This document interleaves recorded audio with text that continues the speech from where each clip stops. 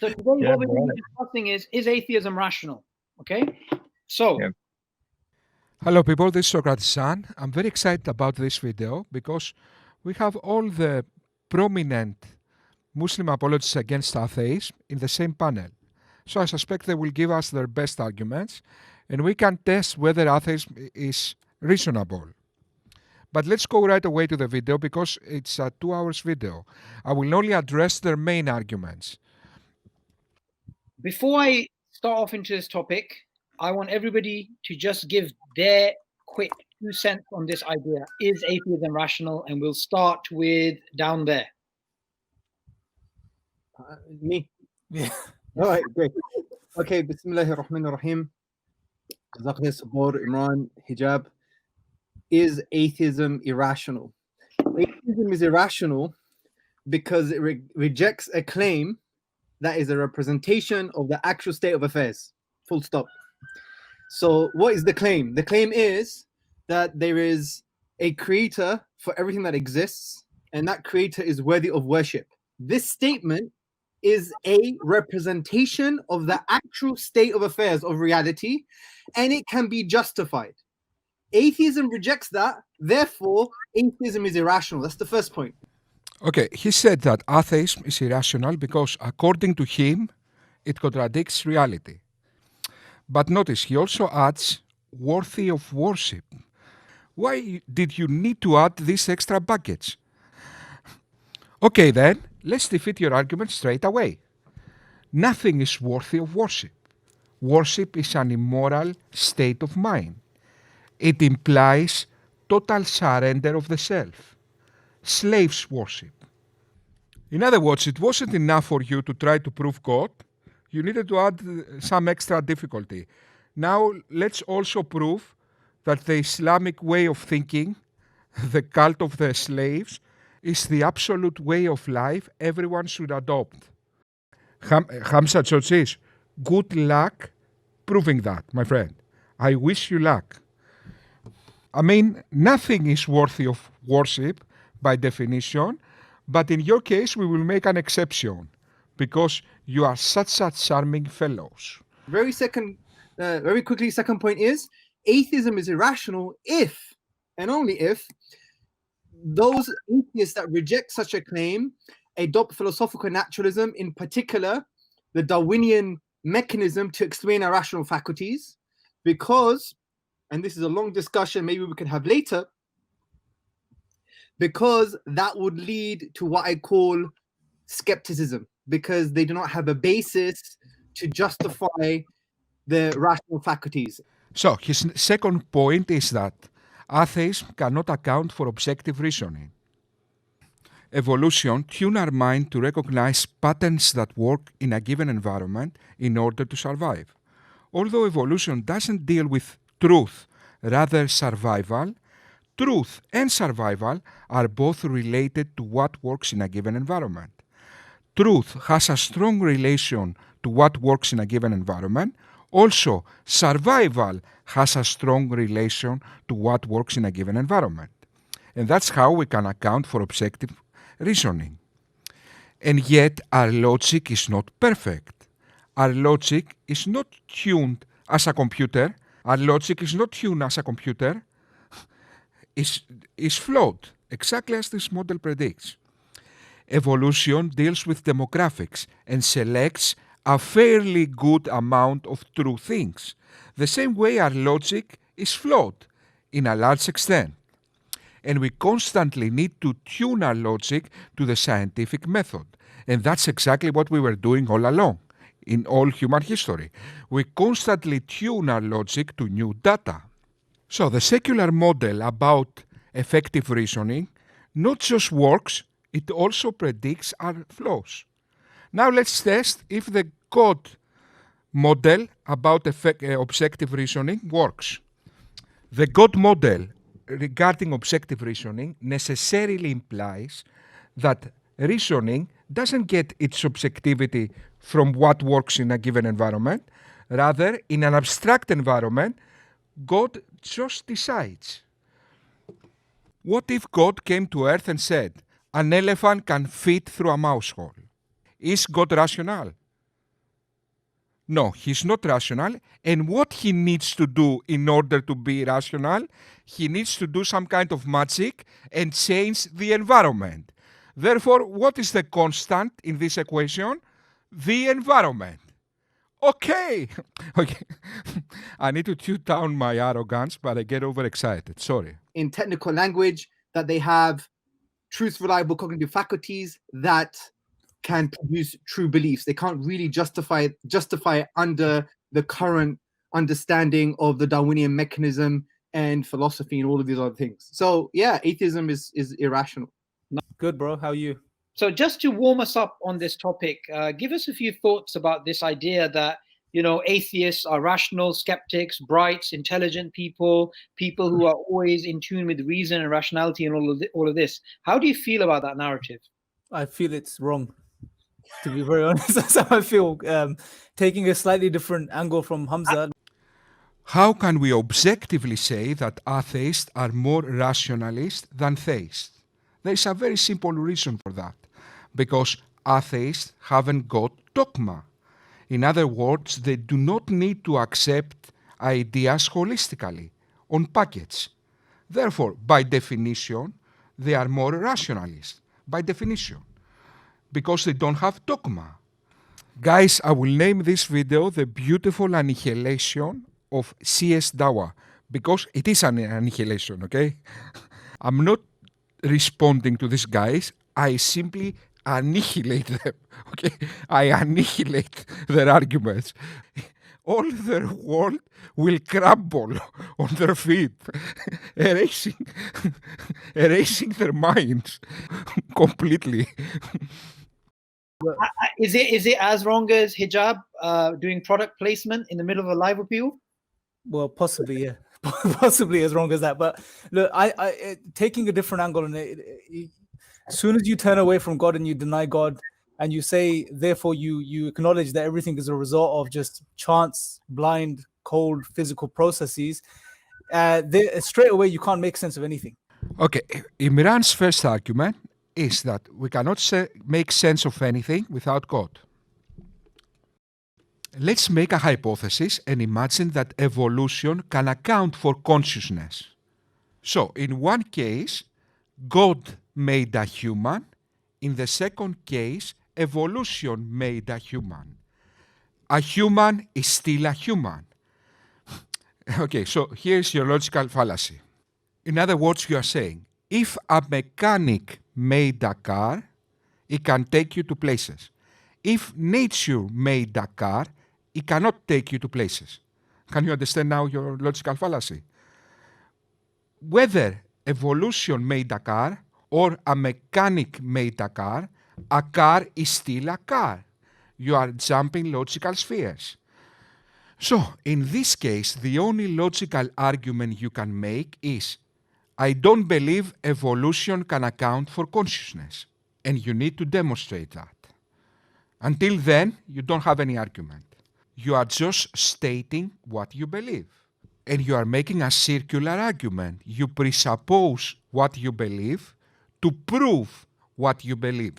You can't make sense of your truth-bearing rational faculties, as Hamza said. You can't make sense of morality. You can't make sense of meaning, value, any of these things. All of it goes out the window. Another argument. Atheists cannot account for objective morality and cannot account for meaning. Values are included in morality. So, we already dealt with the meaning part. The only thing meaning requires is consciousness. What is meaning? Meaning is our mind recognizing a logical pattern or physical structure plus a sentiment. That is meaning. Okay, that is meaning. Our mind recognizes a logical pattern or a physical structure plus a sentiment. That is meaning. And for that, we just need consciousness. If we assume evolution can account for consciousness, that means that atheism can account for meaning. Okay, now let's go to morality. Morality, like everything else, needs to have a definition. You define morality as whatever God commands. Okay, that is how you define morality. I claim that's a wrong definition of morality. And the true definition of morality is reducing unnecessary suffering and promoting well-being in this world. That is the true definition of morality. But here we have two contradictory definitions. Why they are contradictory? You might say, but wait just a moment. Maybe God commands reducing unnecessary suffering and promoting well-being in this world. If God needs to consider real consequences of actions in the real world before he installs his moral absolute, that means that morality underlines God and therefore doesn't come from God.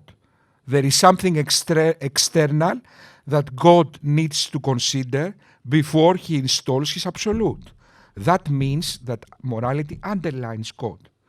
So that's the reason those things are contradictory. So we have two contradictory terms. How can we investigate which of those two is true? We will use the logical tool we call a hypothesis to investigate that. What are the advantages, the power of the logical tool we call a hypothesis? A hypothesis doesn't need to apply in the real world in order to be true, to demonstrate truth. For example, if 1 plus 1 equals 3, then 1 plus 1 plus 1 plus 1 equals 6. That's a valid hypothesis, although it doesn't apply in the real world. So now we are using the tool of hypothesis to investigate what is the true definition of morality.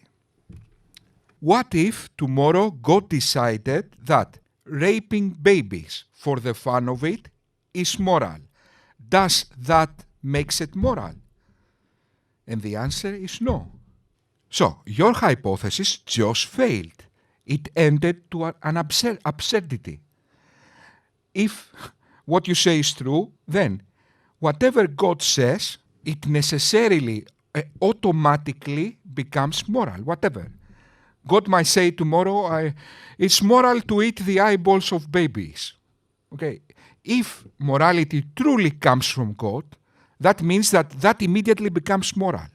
And that's absurd. Now, let's test the secular position with the same hypothesis. Okay? Let's say raping children for the fun of it, for some strange reason, promoted well-being and reduced unnecessary suffering. Will that make it moral? And the answer is yes.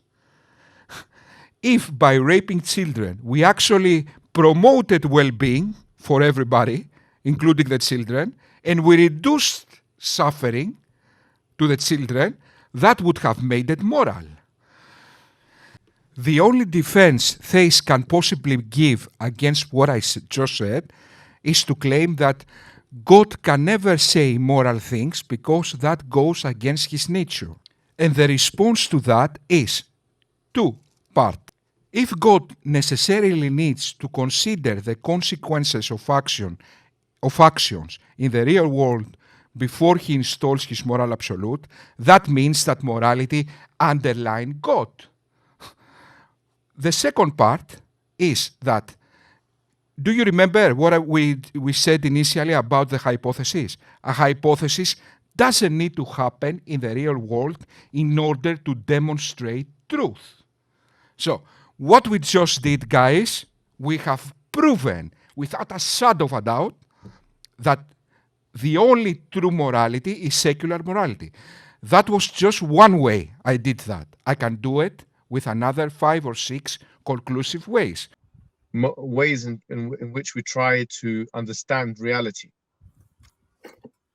Yeah, and we say atheism is one of those ways.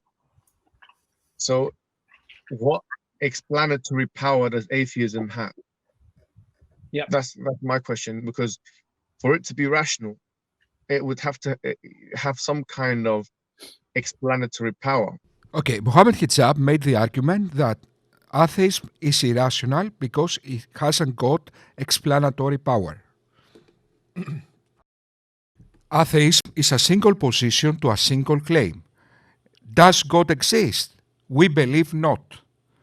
In order for that claim to be rational, it just needs to represent reality better than theism. What Mohammed Hijab implies is that because atheism hasn't got any holistic revelation, a Genesis story, that means it doesn't got explanatory power, that means it's not rational. Okay, that's a logical fallacy. But you don't need to take my words for this. Just listen to your friend. This statement is a representation of the actual state of affairs of reality, and it can be justified. Atheism rejects that, therefore, atheism is irrational. That's the first point. So, if atheism represents reality accurately, it's rational, without any explanatory power included in the term. Okay, we can use science, for example, to substantiate atheism. It doesn't need to be included in the book. That fallacy I call the book fallacy. Mohammed Hijab thinks that in order for atheism to be rational, all the evidence for atheism needed to be included in a book called Atheism. It's stupid logic. Yes. Or if it has to have some kind of refuting power with all of the other models. Yeah. So either has to one of those two things. Either it categorically refutes all of the other models, or it itself explains something in a better way than all of the other models. Sure. And so I don't see how anyone can argue that atheism, which is not anything, because atheism isn't a belief really. It's a lack of belief. Sure. So how can with that lack of belief, what can you explain with that? Absolutely. Yeah. So that's my question. My question is, what can you explain with it? You know, I had a debate one time. Did you get that? Just because atheism is just a single proposition to a single claim, God doesn't exist, that doesn't mean, that means it hasn't got explanatory power, that means it's irrational. That is his argument. And that argument is already refuted by your friend Hamza there, and of course by Socrates' son. Let's continue. The name, the Sabu and Khidr, if you guys are Muslim, I'm going to then ask you to go to the back of the queue. So I'm going to check with the admin if you guys are, because we're supposed to be only letting... Can I just clarify something that Hijab said? Yes. Just to be a little bit fair to the atheists, an atheist can... Okay, Hamza, sorry, 1 second. We just lost an atheist guest. Another one joined. Stops S. Can I ask the admin to please unmute them, and then Hamza can carry on speaking to them, inshallah. Stops S. Mr. Ask yourself. Welcome. Yeah. Yourself is an atheist YouTuber who actually did a refutation on cosmic skeptic. Stop spamming. This guy is awesome. Okay, I used to see his videos many years ago. Okay, this guy is awesome. It's very, very... God damn it, what's wrong with me? My dyslexia hit me in the head. Okay, this guy is awesome. Hijab in terms of epistemology or the other sort of issues they touched upon. Yeah, so look, and these guys were also awesome, okay? I was really impressed with the new generation of atheists. They are really bright. Bravo. Yeah, let's go forward. it's something I want to mention on this. I think sometimes what happens is we and I'm saying this with utmost respect, we give atheists too much credence from the perspective that we give them that level playing field, that we say that, look, here's an argument for God's existence. Now we acknowledge that they have the ability to analyze and assess what we're saying, and they can account for some basic things that we need to have a discussion, such as truth-bearing rational faculty, something Hamza mentioned earlier. We assume this for them and then have that discussion. My thing is, okay, go straight to the roots. Before we even go into those discussions, and we give arguments for God's existence and allow them to be the judge and pass the judgment as to whether they agree or disagree, assuming that they can also account for truth-bearing rational faculties. Before we even get there, we need to first see, okay, are they really a judge? Do they hold that position? Does their outlook on life, call it a worldview, call it a perspective, whatever you want to call it a lack of belief, understanding that as soon as you say that there is no God, there is no creator, that has implications, whatever you want to label it or call it, understanding that on such a position, you when you really go to the foundations, you can't make sense of certain fundamental things that you need to have even a discussion in the first place. What Imran is doing right now is circular reasoning. He presupposes his worldview to prove his worldview. That is presuppositional apologetics. There was a guy named Saiten Brukenskate that used to do that. But that is circular. Imran presupposes that his worldview is true. He says, so how can we even discuss when you cannot account for rationality? You said that we cannot account for rationality, Imran. Did you prove that? So you presuppose your worldview is true to prove your worldview. That's circular reasoning, and it's a logical fallacy. That's where I want to start the discussion, is that can you make sense of those things you're taking for granted, right? Such as truth-bearing rational faculties, such as accounting for some even more fundamental things such as meaning, right?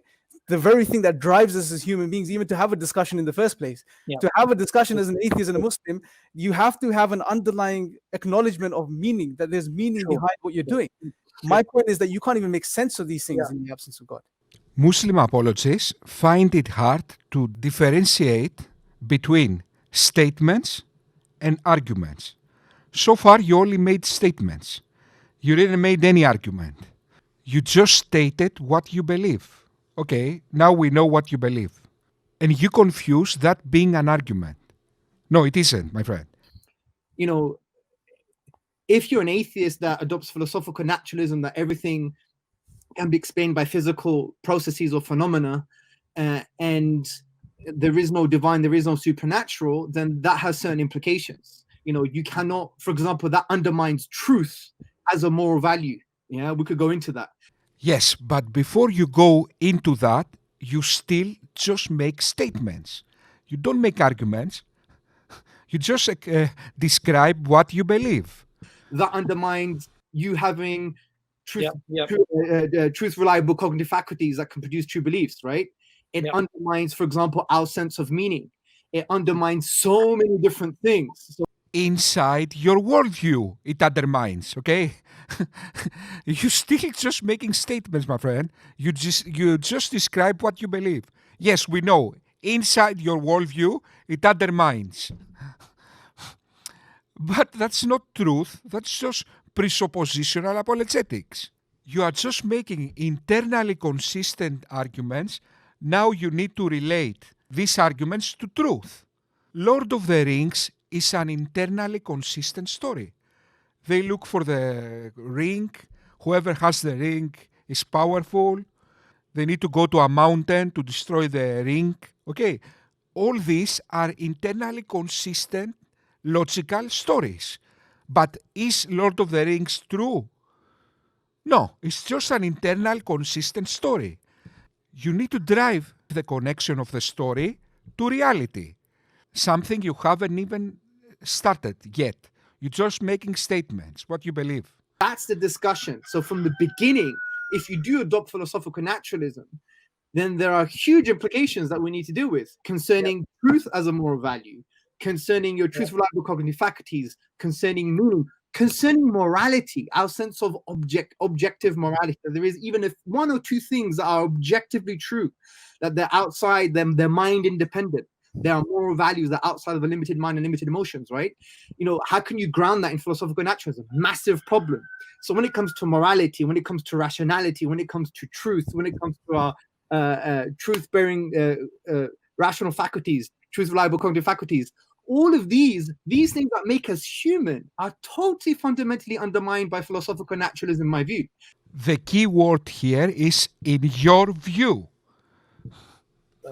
So Imran, the first part that Carlos was speaking about was sufficient evidence, right? So he was saying, I don't believe in something unless there is sufficient evidence. What's your response to that in regards to God? So look, I think it's we need to see this as a very general point applying to our entire lives, right? I want people to think about is the things you believe in your life right now. What are the things, the set of beliefs that you have, the things you acknowledge? Why do you believe those things, right? Ask yourself that question. And secondly, how much of what you believe is based on what you consider empirical scientific data, right?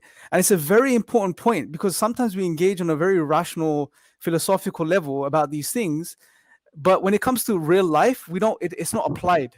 So I would guarantee that the most things that we believe in our lives as individuals, whether you're an atheist or a religious person, is not, most of the stuff is not based on empirical data. It's based on other routes to knowledge, right?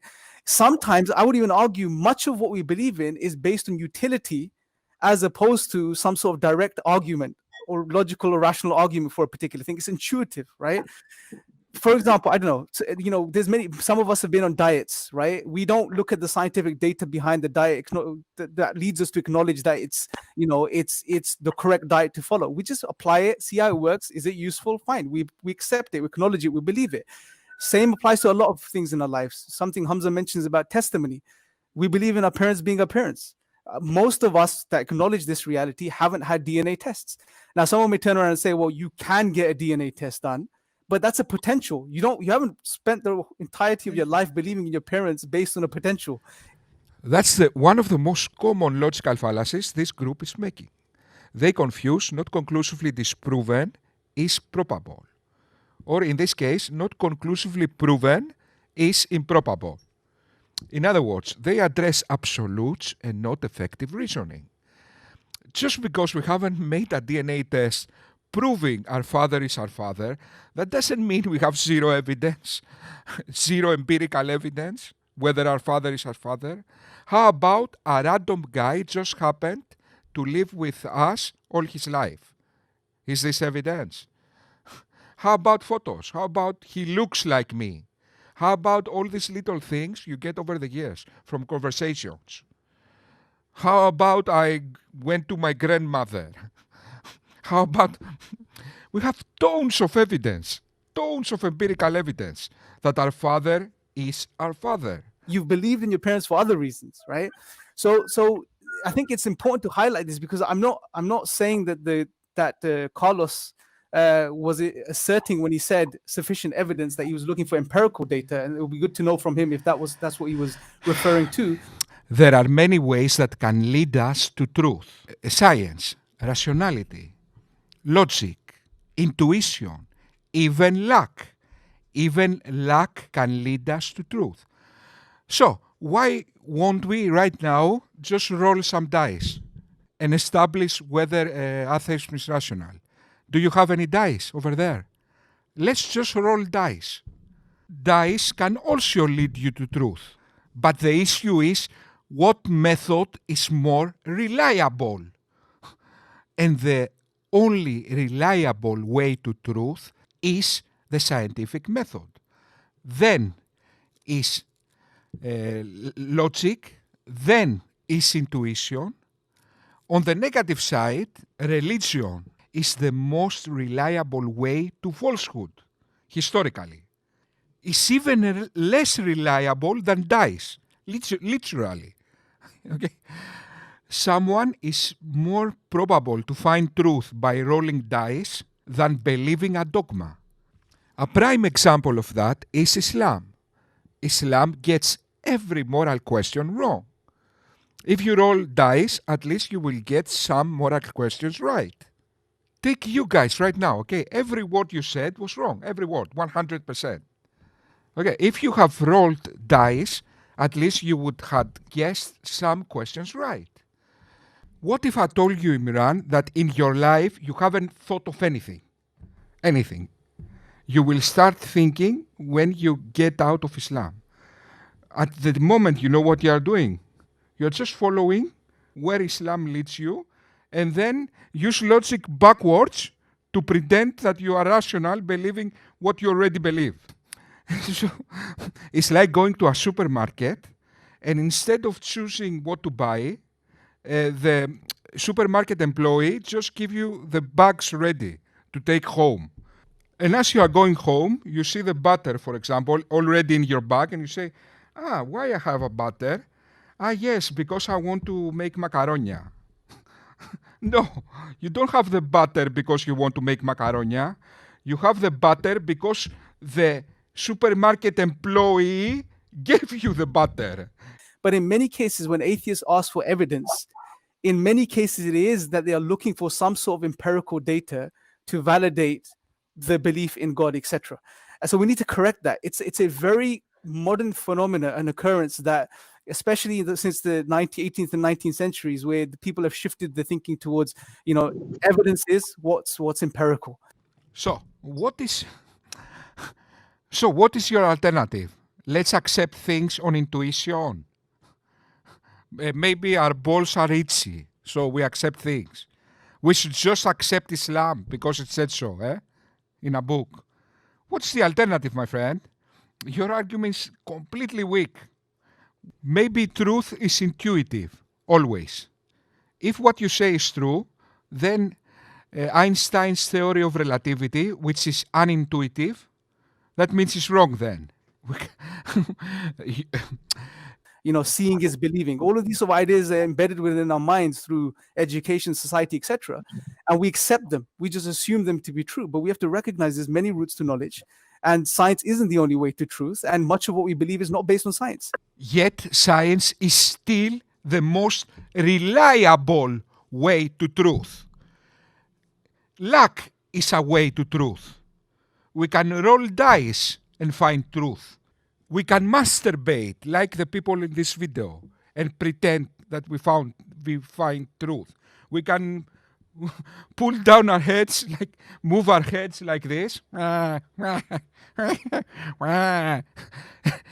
pretend we found truth. So what? And therefore, when it comes to the question of God, we should keep the doors open. We should remove those blinkers, stop pigeonholing ourselves, and just take more of an objective approach to the question of God. So, in order to take a more objective approach to the question of God, we need to undermine science, the most objective way to truth. Okay, yes. Especially understanding when Muslims are talking about God, we're talking about a being that's beyond the physical. We're talking about a being that's not limited to the material physical world. We're talking about a being that created the entire physical existence, right? And yet, what is the level of conviction you demand? Total submission of all aspects of life in a seemingly Nazi cult. And yet, what is the level of conviction you demand? Imran, let's enslave the world with no evidence. So we have to take a very broad approach to this. Sure. No, in fact, contrary to what these idiots are saying, we need to treat everything with the same level of skepticism. The equation is always the same. Reasonable is level of claim plus level of conviction this claim demands divided by the evidence. Now, contrast this equation, the true equation, with the equation Imran likes you to believe. According to Imran, reasonable is understate or overstate evidence to meet the pre-assumed assumption Islam is true. That is what Imran claims reasonable. Thank you. And try guys, just because I'm being messaged a lot about how many people are waiting, just try and keep it wrapped up in about a minute and a half, your responses. Sorry. Thank you very much for that, Imran. Hamza, in regards to God not being demonstrated, that's what Carlos is saying. So he will not believe in something that can't be demonstrated. How would you respond to that? Well, it depends what he means by demonstrated. But it's true. I mean, one would argue that in reality, God doesn't need demonstration from that point of view. What do I mean by that? I mean that God is innate, is natural, is part of the inner disposition, and you use your intellect in the Islamic tradition, your aql, to really understand your innate disposition. But if your innate disposition is clouded, then that form of knowledge that has been given to you by the Creator, it won't come through. It won't be awakened. Nice story. I know another story, Lord of the Rings. You again making internally consistent stories. You need to relate this sweet story you just said to reality. You made a sweet story inside your head. Okay, nice story. Will it have a sequel? Will it have a sequel? Nice story, but you keep on saying stories so far. So it depends what you mean by demonstrated. And there's so many arguments that we can possibly. The position I follow is that the arguments may not do much for you. It might be something else. It might be a spiritual experience. It might be you having a kind of great interpersonal relationship with a Muslim. It might be you accessing direct revelation like the Quran. Because you see, our conception of what it means to be a human is not just an abstract kind of functional robotic model, but rather the human being is an aql, is an intellect, has a fitra, an innate disposition, has a ruh, a soul, has... In other words, all evidence are equal. Intuition, logic, science, let's roll some dice, all that is equal. Do whatever you like. Trust science, roll dice, logic, intuition. Maybe your balls are itchy. You can trust your balls being itchy. Hamza, if you are so confident for what you are saying right now, next time your kid gets sick, don't take him to a doctor. Because all evidence are equal. Take him, I don't know, to a priest. Okay. In fact, next time you want to make this broadcast, don't use the internet. Use something else. Everything is equal. Now you are using the internet, but you can also do, I don't know, smoke signals. And the result is the same. Everything is equal. All evidence are equal. Our balls are itchy. Okay, I said that 3 times. But a good joke never dies. So I can probably say that another 4 times and still be funny. And has a qalb, a heart, has an aql, and the intellect is a function of the heart in Islamic tradition. And it has a fitra, and the fitra is clouded. And within the fitra, the innate disposition, there are forms of proto-knowledge in the Islamic tradition that God is a reality and that He's worthy of worship. But that clouded. So it could be that a sound, rational argument, philosophical argument, whatever, can uncloud your innate disposition to awaken the truth within. Or it could be something else. Or it could be a combination of things. Ah, nice. Hamza Tzortzis just made his first argument. And it is intuitive equals true. Look what he said. It could be that a sound, rational argument can come and cloud your innate disposition for truth.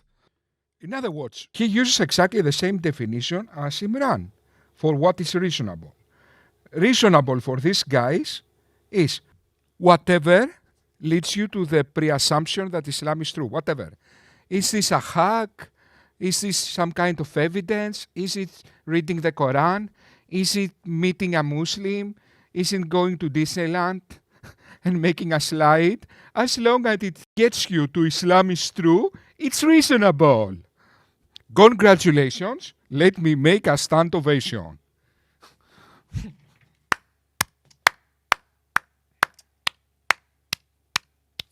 Let's continue. So when you ask me, it needs to be demonstrated, well, I need to find out who you are. Because I don't know where your cloud is. Maybe you need a rational argument. Maybe you need a good hug. Maybe you need some love. Maybe you need some really strong Quranic verses to wake you up, because the reason for your disbelief is arrogance, right? Wow. We are the arrogant. So, in other words, you will treat us like a psychiatrist. Okay? Atheists, mentally sick, and we need Hamza Tzortzis to treat us like a psychiatrist. Let me see your problem, your psychological problem. You don't believe in Islam. Let me treat your psychological problem. Hamza, given the fact that over the years I have disproven every single word you ever said, okay, and given the other fact that you haven't said a true thing in your life, maybe you have the mental problem. Islam being a mental disease, literally, that is. What is Islam? Islam is a toxic meme. a mental disease, literally. The US Pentagon have already found a treatment for your disease. Guys, I saw that in a video. The Pentagon have already found a vaccine that can make you atheist. Literally, okay, I have seen that. They did this research to counter Islamic radicalization. They found literally a vaccine that can make you atheist. Okay, so maybe you are the sick and not us. Okay, let's go forward. You just don't know. So you have to bring it down to the kind of one-to-one personal relationship. But the thing is, I think one of the most powerful arguments for the existence of God is the argument from dependency or contingency, which we're going to get on to. Thank you very much for that, Hamza. I just want to apologize to Carlos. I'm sure you have a comeback for Imran and, for example, what you mean by demonstrated. But since I've taken your email, and you can jump in again once your turn's over, but we will definitely bring you on again. Hijab, could you please speak about, Carlos said, we can't show that the universe is contingent. He said you can't show the universe is contingent. Well, you've got two options, right? It's either contingent or independent. So it's either dependent or independent, right? So these are your only two options. You can't. There's nothing else. There's no. This is an exhaustive set of choices here. There's no other choice. Now, if we say it's, for the sake of argument, if we say it's independent, so it's not. So it's necessary and independent. It's not contingent. If that's the postulation, the problem would be that the universe is made up of parts, and not only parts, but parts which can be broken up into different pieces and dissembled from one another. And anything which is made up of parts is generated. This is the contingency argument. What about a quantum environment always existed? Is it made by parts? No, it's an environment with certain qualities. Now, so look what you did to your God claim with this argument. You claim that your God cannot be undermined by anything, by any parts. So it's one unified thing. At the same time, he's got eternal qualities. You know what you describe right now, Mohammed? Mohammed, you know what you described right now? The extreme end of improbability. Impossibility. You just described impossibility. You just said your God is impossible. What is probable? Probable is difficulty of the task divided by the means we have to achieve this task. Or in a person, qualities divided by structure. Let me make an analogy to understand what I mean. Let's take Usain Bolt, the runner. He can do 100 meters in 11 seconds. His physical structure, his muscles, his feet, his physical structure can make him do 100 meters in 11 seconds. God supposedly can do 100 meters in 0 seconds, so he's got eternal qualities. At the same time, let's cut him his feet. Let's say that he hasn't got any structure, any muscles, anything, okay? So, with 0 structure, with no feet, you expect him to do 100 meters in 0 seconds, okay? In other words, what you describe is impossibility. That's how probable you made your God with a contingency argument. You made him impossible. You made him the extreme end of improbability. Okay, guys, I made you a demonstration how easy it is for me to defeat their arguments. Okay? Child's play. I mean, child's play. In this video, I didn't even have to think for a second. Okay, just like that.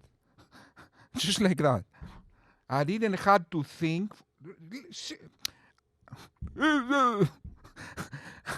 Guys, I'm telling you the truth. Okay, I have. I knew these arguments. I have heard these arguments 1 million times. But in this video, I didn't have to think for a second. Not even a breath I didn't take to think.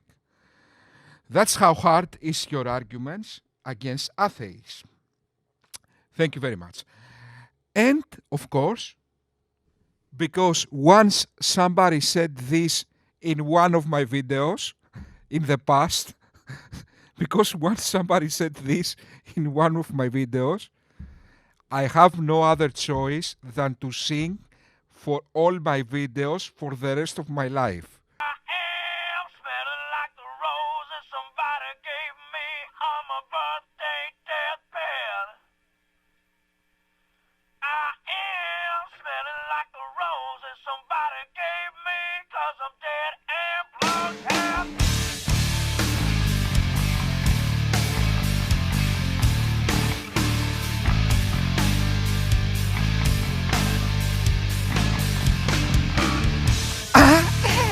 Speeding like a rose that somebody gave me on my birthday deathbed. I am speeding like a rose that somebody gave me, 'cause I'm dead and loaded. Oh yeah, yeah. As it says, it's natural. Can feel the call of it, and it speaks, it starts to roll. Oh yeah, yeah. As it says, it's natural. Can feel the call of it, as it speaks, it starts to roll. You can swallow what I'm thinking. What I'm thinking. You can swallow what I'm thinking. Oh no, no, nothing's gonna kill you. I am like a rose. I did what I could. I did what I could in this song. It was very difficult. Thank you very much.